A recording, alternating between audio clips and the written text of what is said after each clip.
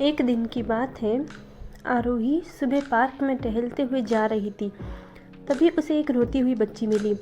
आरोही ने उससे रोने का कारण पूछा तो लड़की ने बताया कि वह जिस गुड़िया से खेल रही थी वह इसी पार्क में कहीं खो गई है।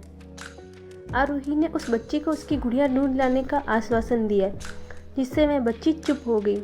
आरोही ने गुड़िया ढूंढने के लिए समय मांगे, फिर दूसरे दिन गुड़िया लाने का वादा करके वहाँ से चली गई। पर गुड़िया ना तो आरोही को मिली, ना ही उस बच्ची को। आरोही ने गुड़िया की तरफ से एक काल्पनिक पत्र उस बच्ची को लिखा। जब वह बच्ची पार्क में गुड़िया पाने की आशा में आई तो आरोही ने वह पत्र उस बच्ची को पढ़कर सुनाया। वह इस प्रकार था, कृपया रोना मत, मैं समय समय पर उस गुड़िया के बारे में तुम्हें लिखती रहूँगी, बस तुम रोना मत। अब आरोही रोज उस खोई हुई गुड़िया की तरफ से काल्पनिक पत्र लिखने लगी और लगभग रोज ही उस बच्ची को पढ़कर सुनाती, जो कि यात्रा का काल्पनिक वर्णन हुआ करता था। आरोही ने इस काल्पनिक लेकिन रोचक वर्णन ने उस बच्ची को रोने नहीं दिया। वह खुशी खुशी अपनी गुड़िया की घुमकड़ी के किस्से सुनाने लगी और वह खुश रहने लगी। एक दिन जब काफ़ी खयाना हो गई तो आरोही ने एक दूसरी गुड़िया उस बच्ची को ला कर दी। जाहिर है वह गुड़िया बदली हुई थी।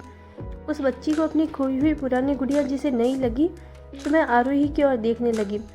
आरोही अनजान बनते हुए गुड़िया में चिपकी एक चिट को निकाल कर पढ़ने लगी। उसमें लिखा हुआ था, यह मैं ही हूँ, तुम्हारी वाली गुड़िया जो पार्क में खो गई थी। दुनिया भर की लंबी यात्रा की वजह से मैं थोड़ी बदल गई हूँ। बच्ची को इस गुड़िया पर और आरोही पर विश्वास हो गया और वह गुड़िया लेकर घर चली गई। वर्षों बाद जब वह बच्ची बड़ी हो गई तो एक दिन वह अपनी अलमारी में कुछ ढूंढ रही थी तो उसका ध्यान उसी गुड़िया पर गया जो आरोही ने उसे दी थी। बचपन की बातें याद करके वह हंसने लगी। उसे सब समझ आ चुका था कि आरोही ने कैसे उसका मन रखा। उसे उस गुड़िया पर फिर प्यार आने लगा। वह उसे बड़े गौर से देखने लगी।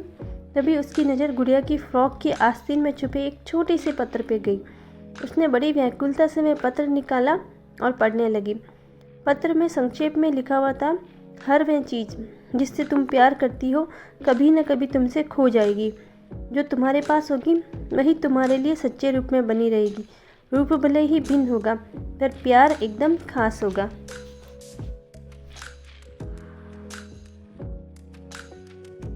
फ्रेंड्स, आपको ये कहानी कैसी लगी कमेंट करके ज़रूर बताना।